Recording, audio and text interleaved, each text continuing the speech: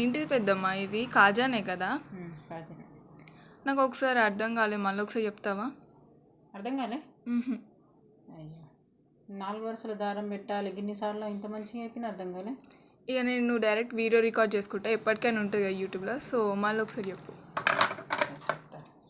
Cut చేసిన దారం 4 వరుసల దారము ఇలా కోసకు 3 చేసుకోవాలి. ఇది ఉందా, ఒక్కసారి ఇక్కడ తీయి. కింద ముడి ఉంది కదా, పైకి రాదు. ఇట్లా ఇంత కొంచెం గ్యాప్తో ఇట్లా బయటకు తీయాలి. ఒక 3 సార్లు తీయాలి. ఇట్లా 3 సార్లు అంటే మనం 4 వరుసలు పెట్టినాం కదా, 4 ముళ్ళ 12 వరుసల దారం వస్తుంది అన్నట్టు. అంటే కొంచెం స్ట్రాంగ్ ఉంటుంది కాజా. ఇప్పుడు ఇట్లుందా, ఇది ఉందిగా, 3 వారం వేసిన కదా, దీన్ని ఇట్లా పెట్టి మనకు మలక రావాలి.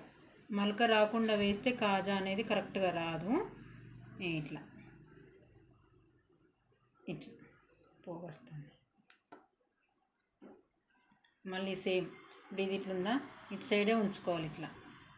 ఇట్లా తీసేసరికి ఏంటంటే ఇక మలక వస్తుంది చూడు, మధ్యలో ముడిదిలాగా వస్తుంది. ఇక్కడ ఇట్లా ముడి రావాలి. ఇట్లా మొత్తం ఇదంతా ఫిల్అప్ చేయాలి.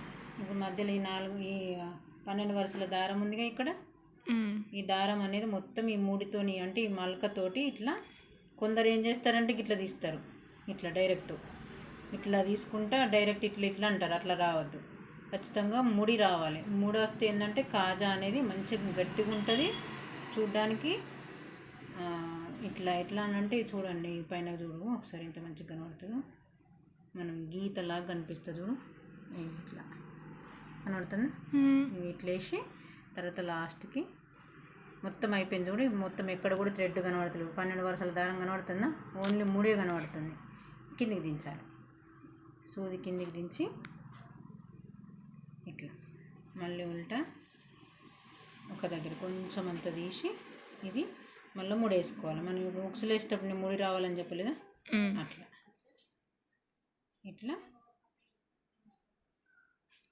ముడేసేయాలి.